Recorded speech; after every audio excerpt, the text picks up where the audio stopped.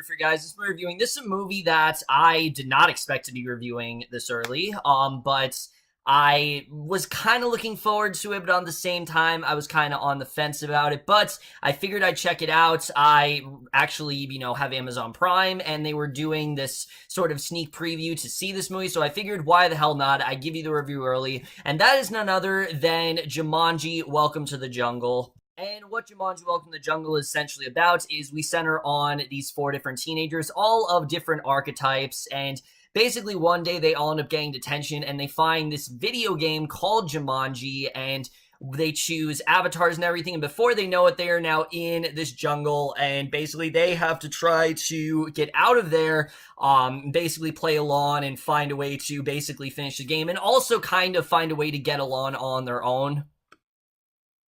So Jumanji: Welcome to the Jungle, I'm not gonna lie, I was very iffy about this film. There was a part of me that was hoping this could be a really fun film and that this could just be, just a really decent time. I mean, did I ever really need a Jumanji sequel? No, but I will admit I'm a huge fan of the first Jumanji. It's a film that I used to watch a lot as a kid. Haven't seen like a very long time, but I remember really enjoying it. I just think it's a very solid, entertaining film that's just very creative and different, and it's never something I thought needed a sequel. I didn't really think that was ever necessary, but I was never against the idea. The first trailer I thought looked like a lot of fun. Then the second trailer came along. I really started to get tired of it. I got trailer fatigue with that one, and I was very worried this would be just a very unnecessary sequel. And I'm happy to say that while Jumanji: Welcome to the Jungle is definitely not a perfect movie, it's a lot more fun than I expected to. I honestly really did have a fun time with this movie. Again, it's nothing amazing. I really did enjoy myself, though. I thought it definitely was a very fun time, and there's a lot of things that contribute to it, but let's just get into that, starting off with the cast.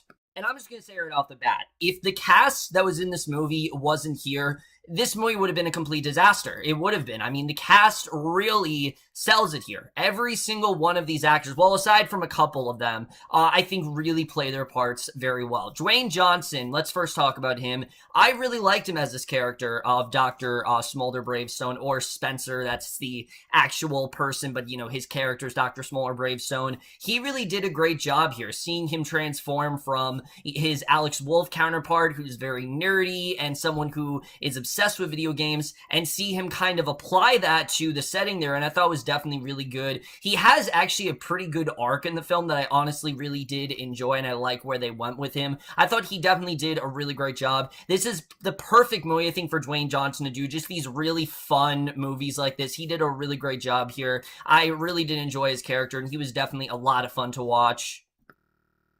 And then Kevin Hart as well here, I also really enjoyed as the character of Fridge. And Fridge is someone who, in the beginning of the film, Spencer and Fridge, these two are very much at odds because of something that went down, which I thought the reasoning, we'll get into that in the screenplay, what the reasoning was, but Hart does a fantastic job. Now, I didn't see Central Intelligence, but these two just have such great chemistry. I thought it was definitely a lot of fun. They work so well together, and they just have such great timing, honestly. They work great, and they have some really fun scenes together, and especially Hart's character. He's playing someone who's usually like 6 feet tall, and to see Hart play that character and him having to get used to his new body and be a little bit smaller and not be nearly as strong, it's just a lot of fun to watch. I thought he did a really great job here, and like I said, their chemistry really is fantastic. Now, someone I know a lot of people are going to be very on the fence about is Jack Black's character, because yes, he is playing a teenage girl, and you know what?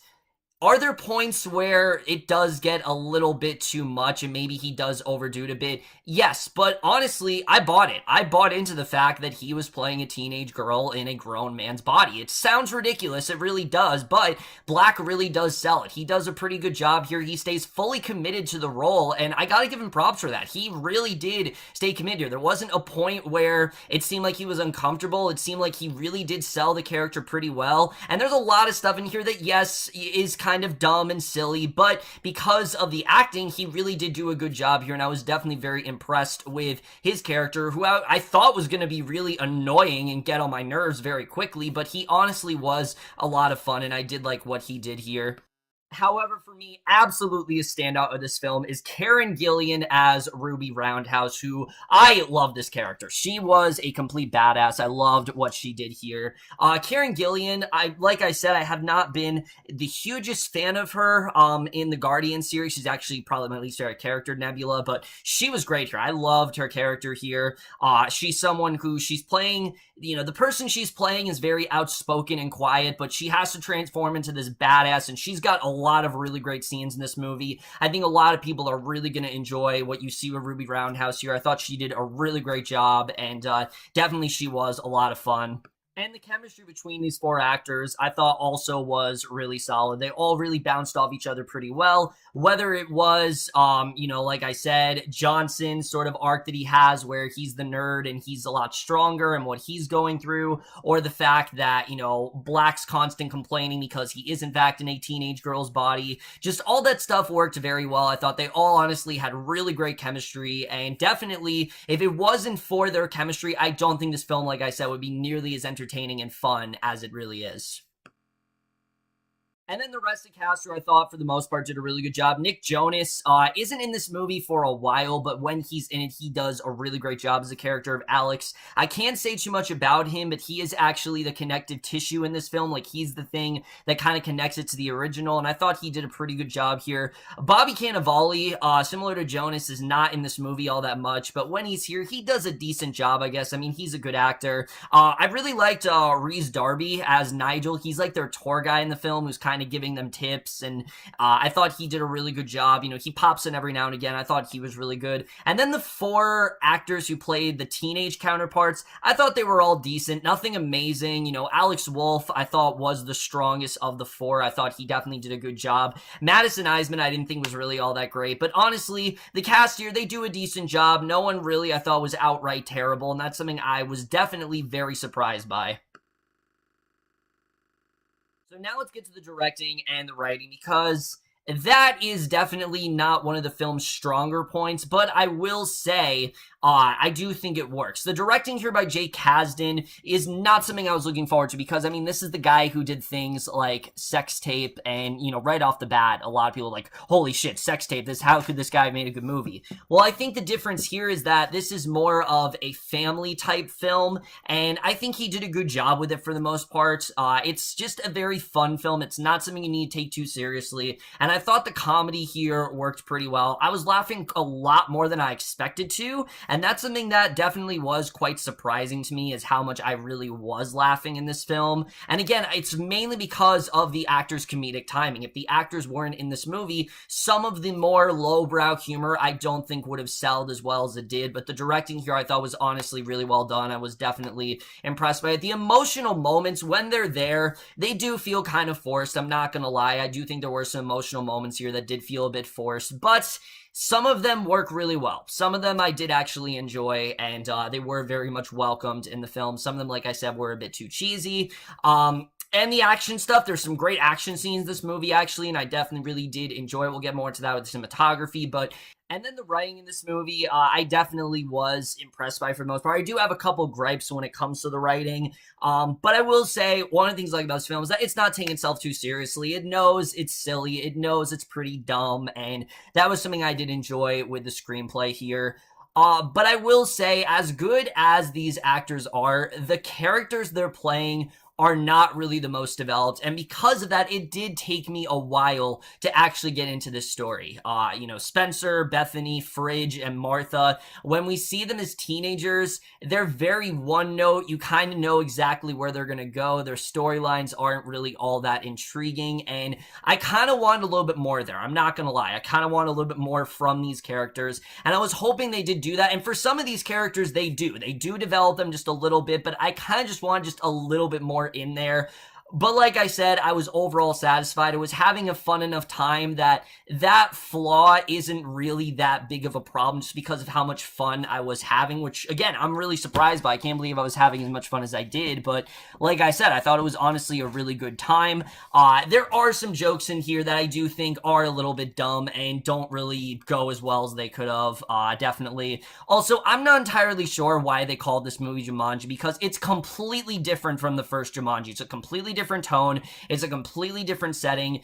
And besides the one connective tissue that is Nick Jonas, which again, I'm not going to talk about how he ties into all this, but besides him, there really isn't much more of a connection here, and I think honestly they could have just done away with the Jumanji title and just called it something, just called it, Welcome to the Jungle or something like that, because it didn't need to be Jumanji. Nothing about this felt like the original film, and I suppose that's okay, it's very much standing out on its own, but it just didn't feel like Jumanji. It really didn't, so I don't know why they really called it Jumanji. Again, it's not a huge complaint because I did overall have fun with it, but just in general, it did not need to be a Jumanji film at all. I definitely did not get that sense.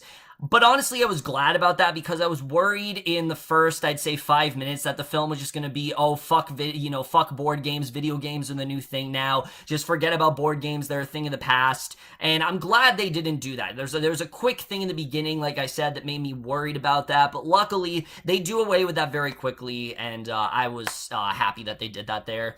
But easily my biggest flaw with this film is that while the 4 characters, like I said, aren't the most well-developed, they're nothing compared to the villain, because the villain in this movie is the most one-note, disposable, just the most, a disposable threat you could possibly imagine. There's really nothing to him. It's to the point where he doesn't even feel like much of a threat. Bobby Cannavale's barely in this movie. I honestly couldn't tell you the name of his character because he's just that forgettable, and I can't even tell you what he actually did because I just finished the film like 20 minutes ago. I don't even remember what he did, honestly. I don't remember what he did. I don't remember what his motive was because he just wasn't memorable at all, and it's unfortunate because it is Bobby Cannavale, but he's given nothing to do in the film, and I was a bit disappointed by that. I didn't really feel that sense of urgency and that sense of thrill, so Bobby Cannavale just didn't really do much for me at all.